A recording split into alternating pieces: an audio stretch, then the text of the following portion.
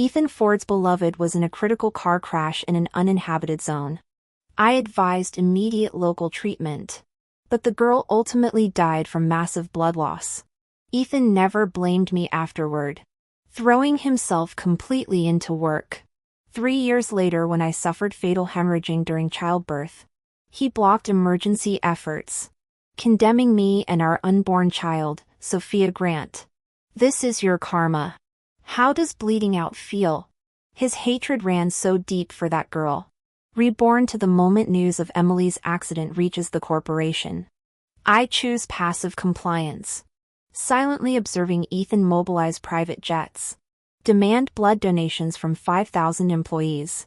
Deploy hundreds of luxury vehicles for emergency clearance, and epic rescue operation unfolds. Emily must return to New York for surgery. The Ford fortune could buy out Hades himself.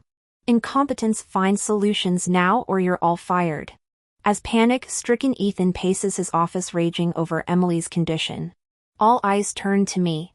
As head of Ford Group's crisis management, I finally speak. Life or death decisions belong solely to the victim's closest kin. I fully support Mr. Ford's decisions and will facilitate compliance.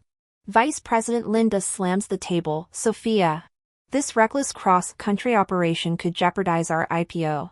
The resource drain. I smile coolly. The accountability lies with the decision maker. Linda. Retreating into the crowd. I watch opposition fuel Ethan's defiance.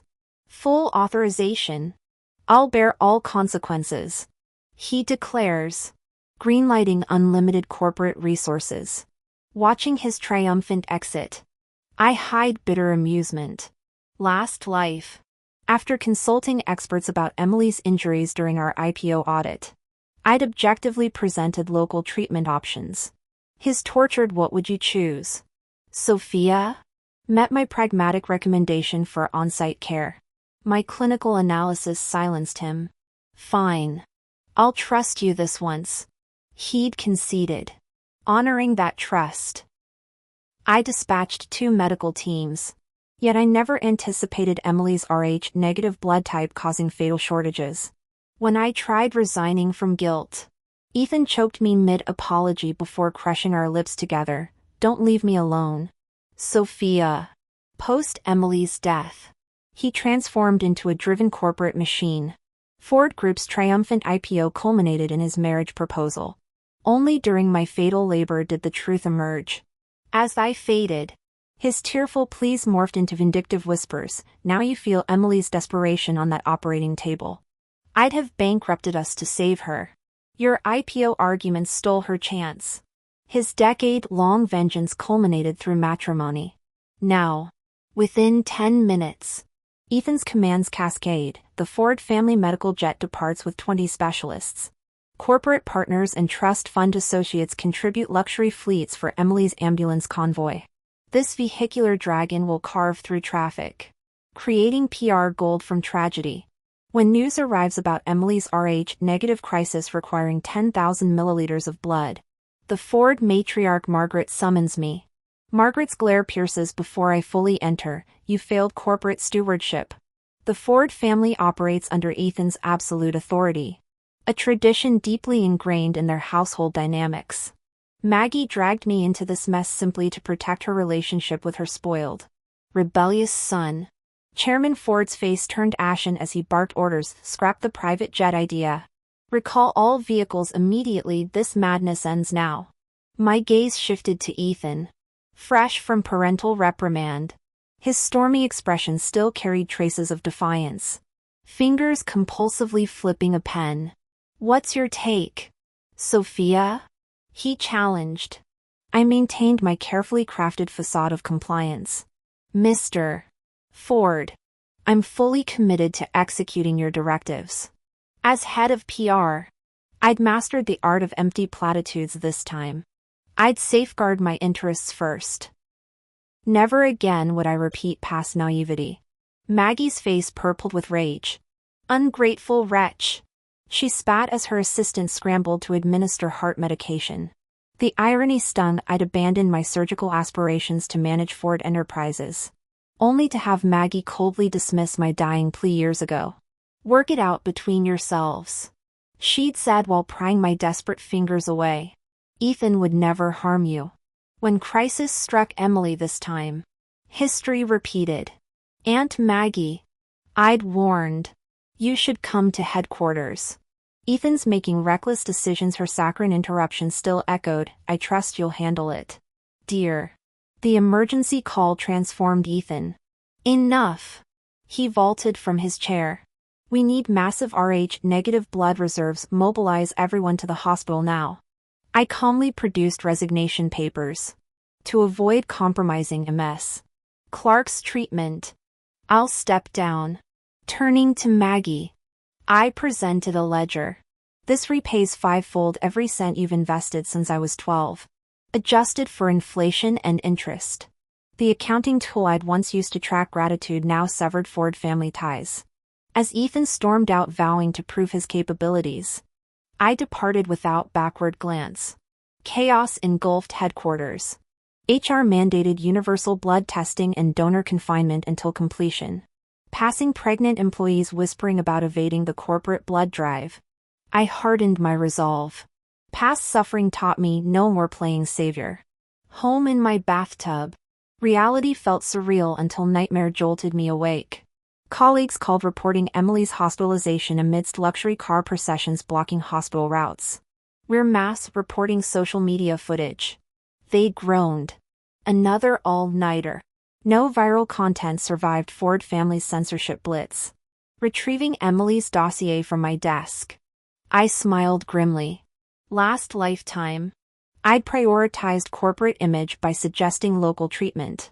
Not this time. The Fords could burn their empire protecting Emily. I'd secured my freedom. Second, my investigation revealed that Emily Clark wasn't the pure, hardworking persona she portrayed. Her desert expedition was actually an adrenaline-fueled escapade with Kevin Lewis, a notorious photographer known for exploiting models and facilitating industry connections.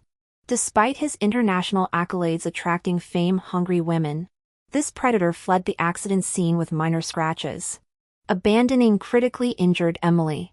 Choosing this industry pariah over devoted young CEO Ethan Ford proved Emily's ruthless ambition.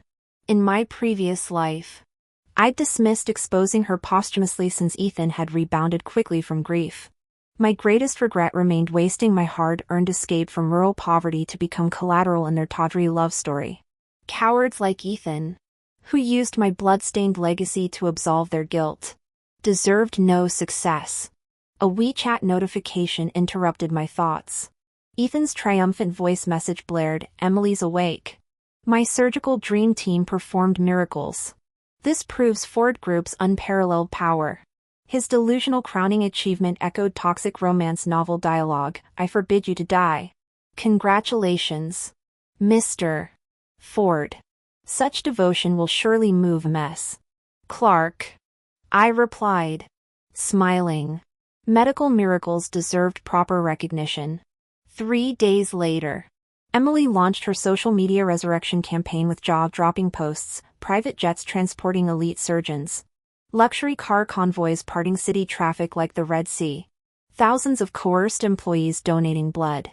Her #SurvivorQueen hashtag showcased grisly medical reports detailing 7,000 milliliters of blood transfusions, 2 full-body replacements. Netizens promptly dubbed her Blood Queen and Ethan Madman CEO as the hashtag corporate cult top trends. When Margaret Ford arrived bearing designer handbags, stress lines contradicted her saccharine act. "Sophia darling, you're still upset?" The Ford matriarch's trembling grip betrayed panic. "That gold digger's destroying us." My naive Ethan got manipulated. I withdrew my hand. "Shall we skip theatrics? Maggie? Your IPO's crashing faster than Emily's Lamborghini." Her proposal oscillated between bribery, "become my daughter-in-law," and threats, "handle our PR disaster." I declined both. As she left, corporate lawyers were already subpoenaing Emily's medical records across 6 states. She cited company policies, leaving me with no rebuttal. Besides, I hadn't refused to return. With the Ford family in crisis, Fleeing as their PR head would have destroyed my professional reputation. I also wanted to witness firsthand what fate awaited Ethan in this lifetime. The office was filled with complaints upon my return. The situation exceeded my worst expectations. Internal chaos and external threats raged simultaneously. Regulatory authorities had already summoned the Fords, demanding immediate containment of the online firestorm. Former allies severed ties overnight. Trust fund brats who'd lent luxury cars for the rescue now trended on social media, their families livid enough to metaphorically stab Ethan. Internally, minor shareholders led by director Linda, furious about the IPO collapse, demanded Ethan's removal and financial restitution from the Fords. Yet Ethan chose this moment to vanish, camped at his girlfriend's hospital bedside for public displays of devotion. The company coffers hemorrhaged funds, resources, connections, and cash squandered during Emily's rescue. Shareholders refused further investments, expecting me to perform miracles without resources? Typical Ford family arrogance. Still, duty demanded solutions. I advocated radical transparency, a press conference disclosing the rescue's true circumstances before conspiracy theories metastasized. The operation crossed ethical lines, disrupting public transit, monopolizing medical resources. I stated to the board, but prioritizing life is defensible if Ethan shows remorse. A sincere apology could salvage our image. Approval secured. I headed to Mercy General. Emily's social media still flaunted tasteless rescue glamour shots. Engagement metrics skyrocketing. Everyone knew she was Ethan's untouchable darling, except me. Outside her room, Emily's hissed accusation froze my hand on the door. Kevin. You bastard. That stunt nearly killed me. A sleazy chuckle answered. No near-death drama. No viral heroics for your boyfriend. You should thank me. Kevin? That predator photographer? I lingered, listening. We're done. Emily snapped. Really? Kevin drawled. You're trending worldwide while the Fords sink. My connections could launch you into the Parisian couture circles. A sharp inhalation. You've got invites? The rustle of paper. Front row at Milan Fashion Week. Your choice, fade with the Fords or become iconic. I left without entering. Let's see if Ethan's love outweighs her ambition. My phone erupted as I exited, a panicked subordinate, manager. A marketing assistant miscarried from excessive blood donation. Her in-laws are storming headquarters with protest banners. Ethan's recklessness knew no bounds, endangering a pregnant employee? I pivoted toward the parking lot, colliding with him carrying takeout. Back at work. Sophia? He eyed me with contemptuous amusement. Consider this your redemption chance. How laughable he seemed now, a deluded fool. I'd once been more pathetic. Sophia! He grabbed my arm, irritation flaring. My father said you needed me? I shook off his hand and said coldly, Ethan, seems your luck's truly run out. There's no need for me to chase you anymore. Start preparing your apology tour. Not even divine intervention could save Ford Enterprises now.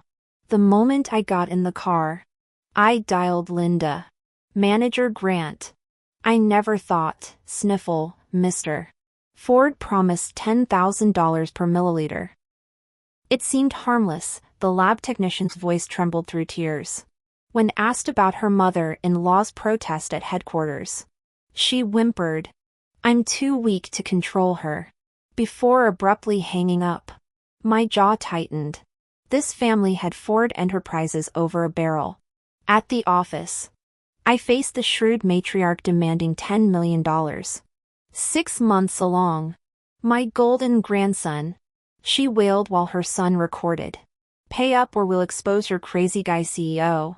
The Ford scrambled, liquidating a $200 million jet for mere $40 million.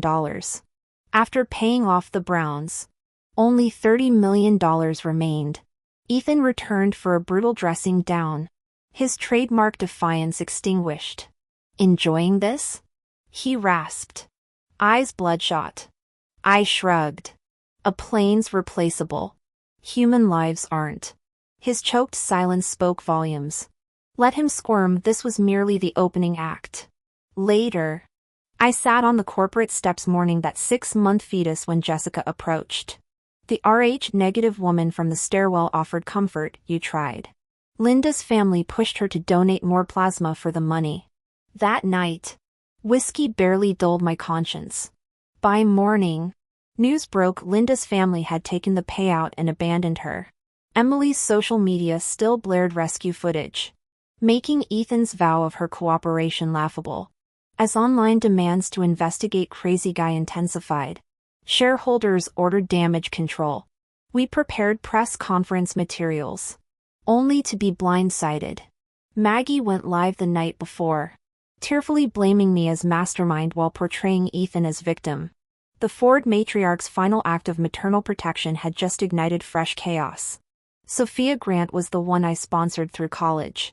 She's always had a thing for my son. Girls from her impoverished background dream of marrying into families like ours. The host raised an eyebrow.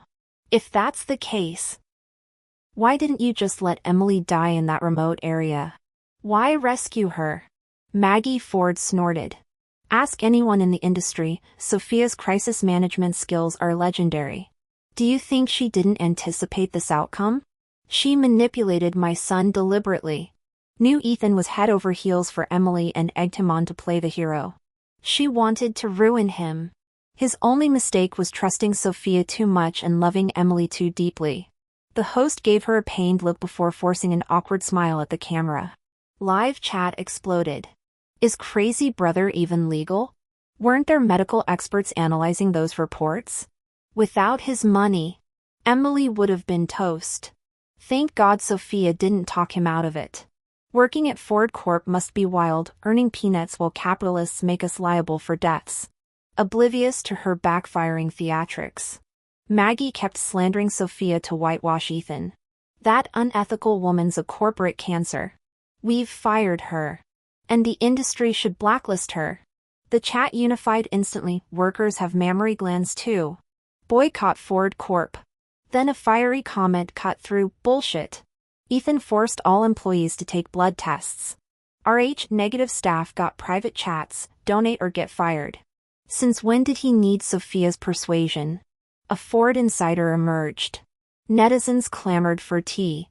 Maggie became background noise. My pulse spiked. This had to be Linda Brown. I'm that pregnant blood donation victim. Miscarried. Then divorced. My baby didn't have to die. But I wasn't his precious girlfriend. No top doctors.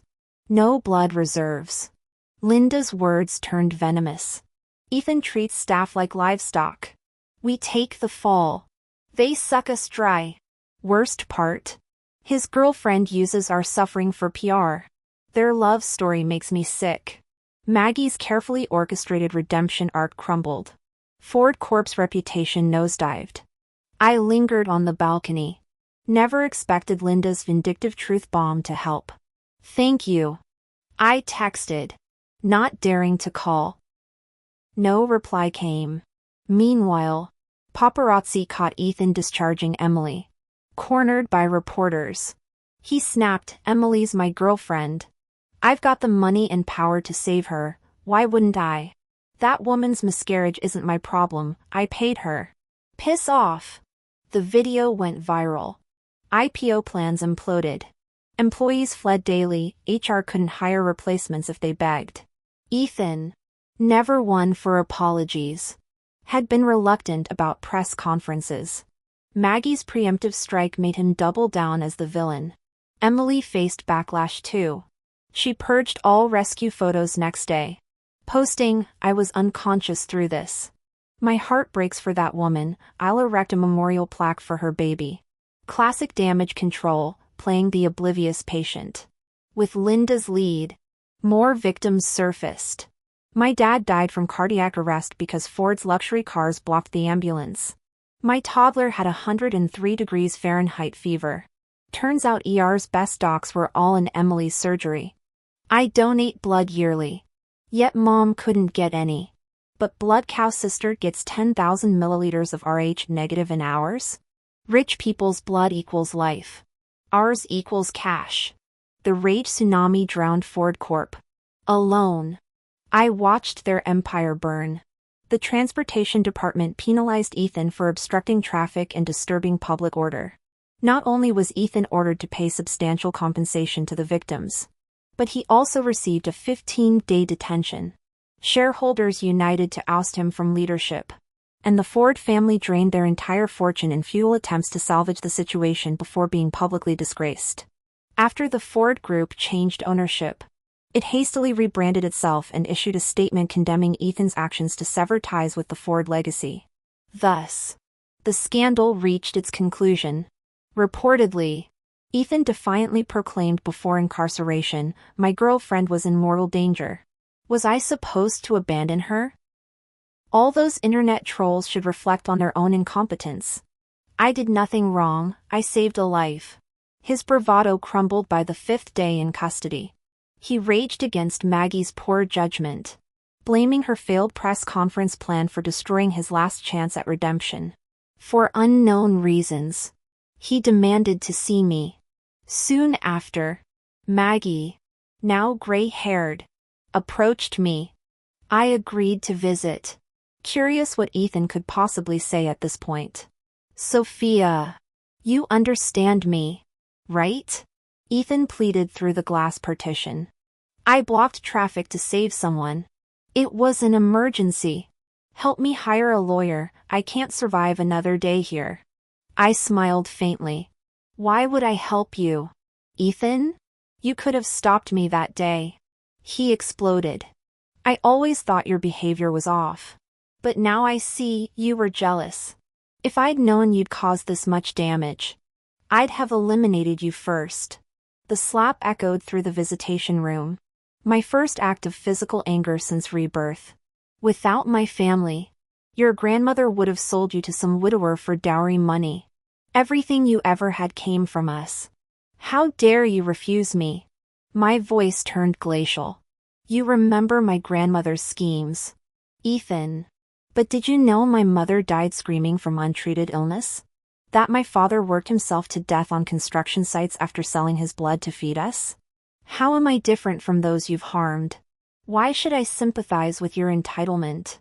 Ethan gaped before jabbing his finger at me. "Then you should have advised me better.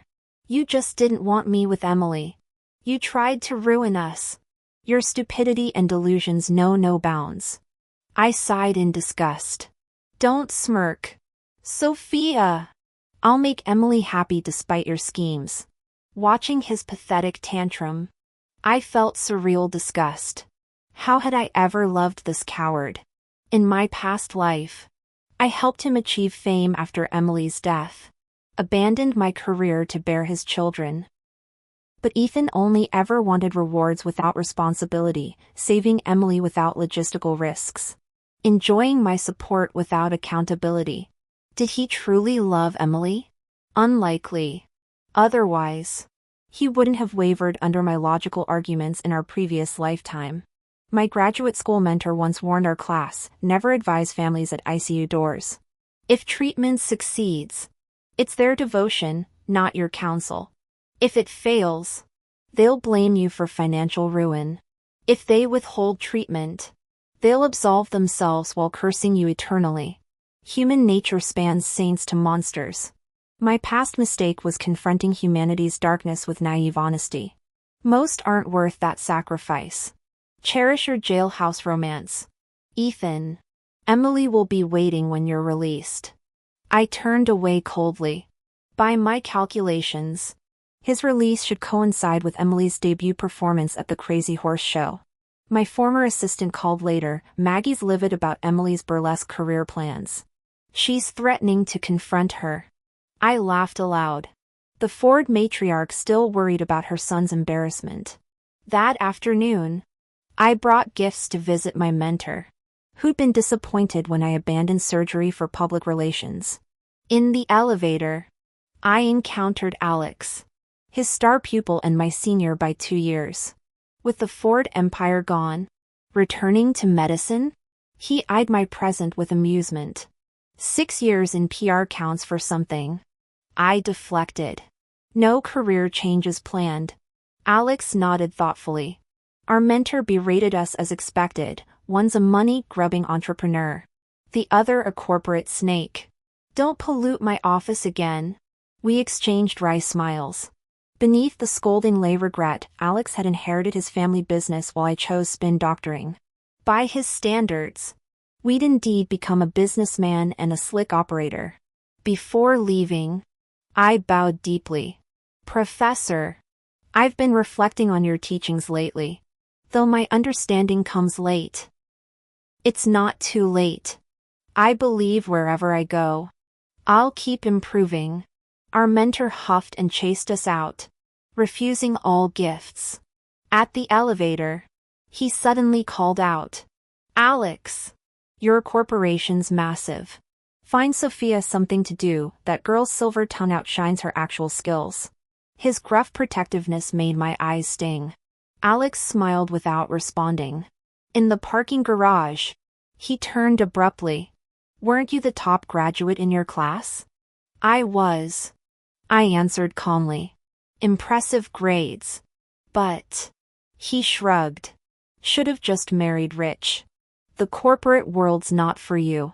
With a casual wave, he disappeared into his luxury car. I watched his taillights fade, jaw tightening. Alex truly mastered the art of backhanded compliments. Visiting my mentor today, I never expected to encounter him. But since fate intervened, why not seize the opportunity? The Ford empire's collapse left no winners.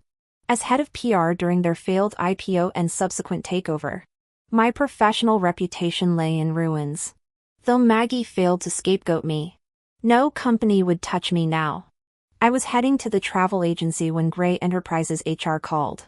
6 department heads awaited, Alex among them. After standard questions, the HR manager leaned forward. Ms. Grant, during the Ford Group's media crisis, your team vanished. Care to explain? We were framed. I smirked. Had Maggie not gone live, I could have hidden Crazy Brother's identity longer. Alex cleared his throat disapprovingly, dropping the act. I met his gaze. This involves privacy. May we speak privately? He reviewed my crisis management proposal titled Radical Transparency, addressing public concerns through accountability that I'd presented to Ford's board. Why wasn't this implemented? Emily's exposé and Maggie's live stream derailed everything. Alex moved closer, his presence oppressive. So you're admitting the renowned PR queen lacked foresight? Got blindsided by the CEO's mistress and his mother? You vet key players. Sophia. Had you truly wanted to save Ethan, they'd never had the chance. My eyelashes fluttered. I don't deny that. Denial would confirm incompetence. Alex's executive aura made Ethan's puppy dog idealism seem laughable in comparison. I knew Emily planned to attend that risque show. Knew she'd sabotage damage control. Never told Ethan. Knew Maggie would protect her son at all costs, even offering me as sacrifice. You've changed, Alex observed coldly. I shrugged. The world knows Ethan's ruled by his dick. Why antagonize Emily? Even with truth bombs. Would he stay objective? And Maggie? My laugh turned brittle. Maggie's maternal madness hinted I take the fall. You think she'd listen? The old Sophia would have tried anyway. Alex countered. Regardless of outcome. Pain lanced through me. True.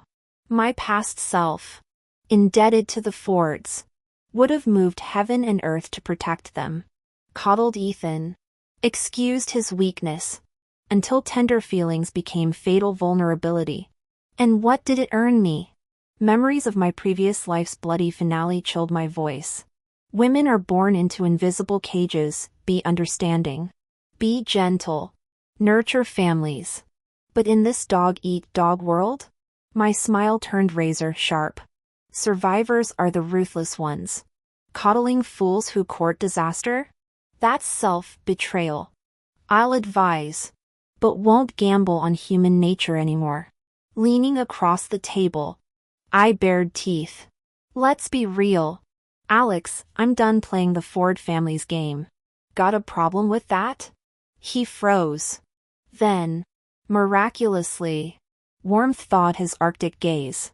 Applause echoed in the boardroom. I retract my earlier words.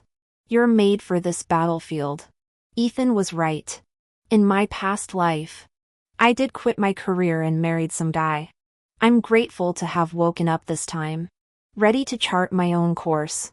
From now on, I'm claiming the leading role in my own damn story. The day Ethan got released from detention was my first official day at Grey Corporation. To savor the moment he'd see my career triumph, I deliberately postponed my start date by 24 hours. Surprisingly, Alex insisted on joining me for this spectacle. Reporters and influencers had swarmed the detention center in trance like vultures. You think he still doesn't know about Emily's striptease gig? Alex mused, stroking his chin. I never told him. My guess is Maggie couldn't bear to break the news either. Alex gave me an approving nod. Brutal. I patted his shoulder. If he's the tyrant king, you're the enlightened ruler. Don't worry. We'll make the perfect power duo. I'll work my ass off for you. Professor wasn't kidding about your silver tongue. Alex snorted. I batted my eyelashes. You'd hate having some awkward PR manager. Admit it. Cut the crap. Alex suddenly bristled. Don't forget how you rejected my offer 6 years ago.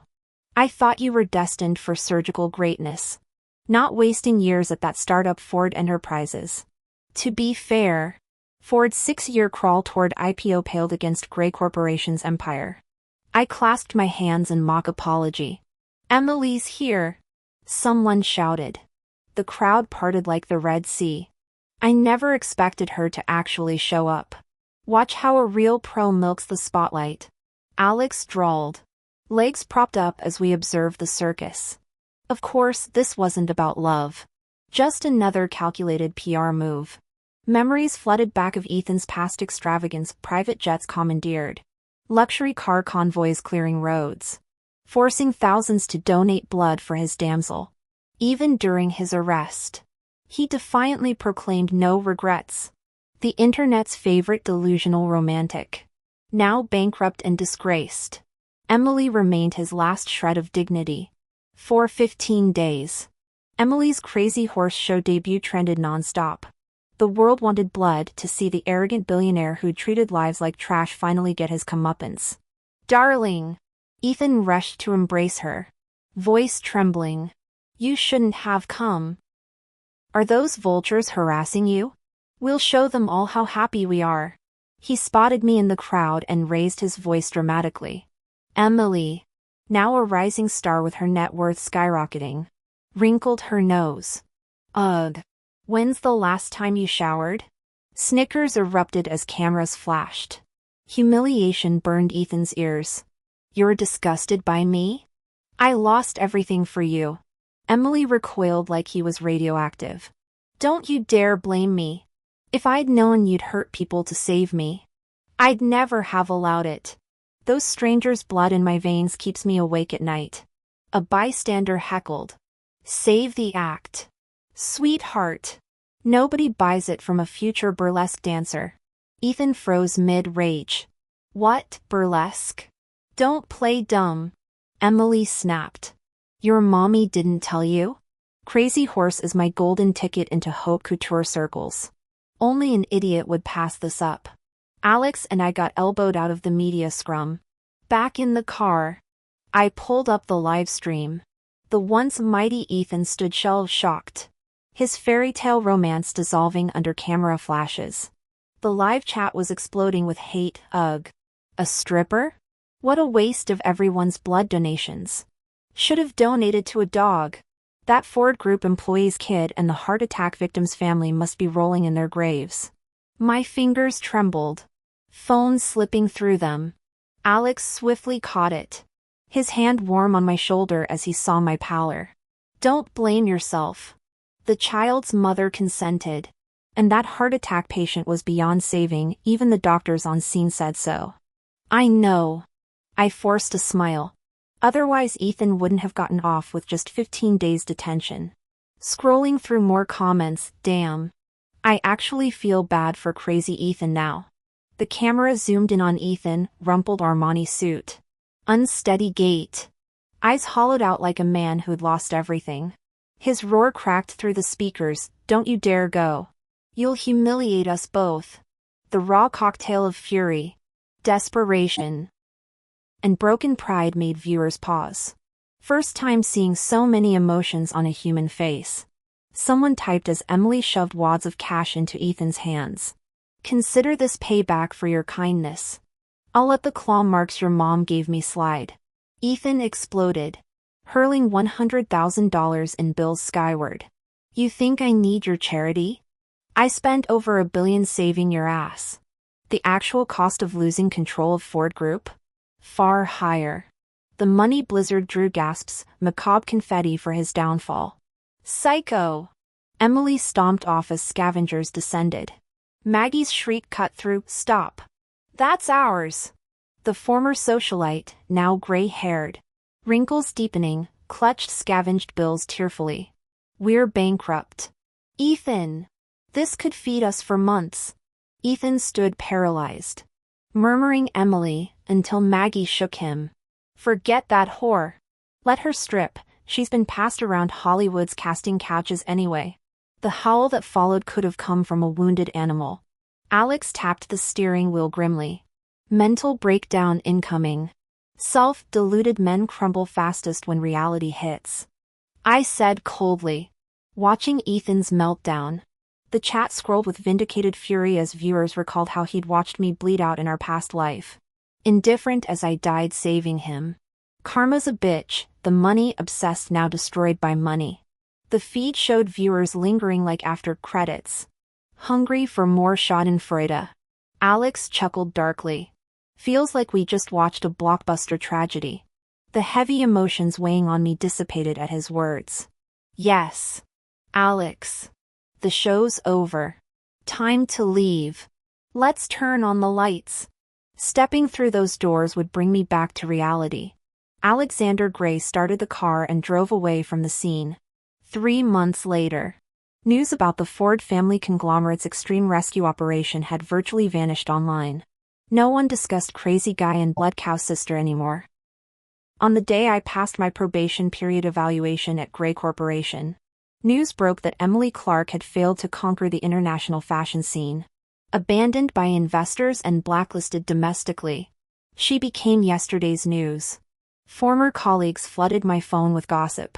Manager Sophia. You've got to hear this. Margaret Ford was so thrilled she rushed to the hospital to share the good news with Ethan. Hospital? I frowned. I hadn't kept up with that mother-son duo for ages. The colleague sounded shocked. You didn't know? He started acting crazy not long after his release, barged into corporate offices claiming to be a CEO. Swearing you were his wife. Security dragged him out pissing his pants. Sobbing about you saving him and apologizing about some imaginary child. Everyone says he's completely lost it. I smiled faintly. Sounds like it. Hearing my genuine disinterest. The colleague made small talk before hanging up. Now officially part of Gray Corporation with my future secured. Alex treated me to celebratory drinks. The alcohol blurred reality that night. My consciousness drifting across some invisible barrier into a half-remembered timeline. Did you hear about Linda? Jumped off a building postpartum. Husband cheated. Mother-in-law abused her. Sister-in-law made her life hell. Such a tragedy. That poor baby won't stand a chance with those monsters. In Ford Group's break room, furious women planned to dump rotten eggs at Linda's in-laws after work. I watched my past self emerge with coffee-stained eyes, scattering the gossiping crowd like startled pigeons. Ah, I remembered. 6 months after Emily's death during our IPO preparations, working consecutive all-nighters had become routine. Those employees never expected their exhausted manager to overhear. My past self rubbed tired eyes, chuckling at their fleeing backs. Do I really look that scary? Were they bad-mouthing me? The scene rippled like disturbed water. Frantically, I tried clawing through the haze. Sophia! Sophia! Wake up! I jolted awake in the restaurant. Alex shaking my shoulder. Cold sweat soaked my face. Meeting his concerned gaze, I smiled like spring blossoms. Just a wonderful dream, Alex. The best kind. He shook his head indulgently. Let's go. Paid the check already. I followed light-footed, savoring this timeline where Linda Brown escaped her abusive marriage without losing her child. Perfect. Everything unfolded as it should. Our ancestors were right, releasing the savior complex saves ourselves. Yet I'll never withhold compassion where it counts. This world remains beautiful despite everything. Alex. I caught up to him. Can I recommend someone for a position? Don't even try. He warned without turning. Proper interviews only. I laughed. Yes, sir. The night breeze carried our voices into the city lights, every step cementing the perfect symmetry of this reborn world.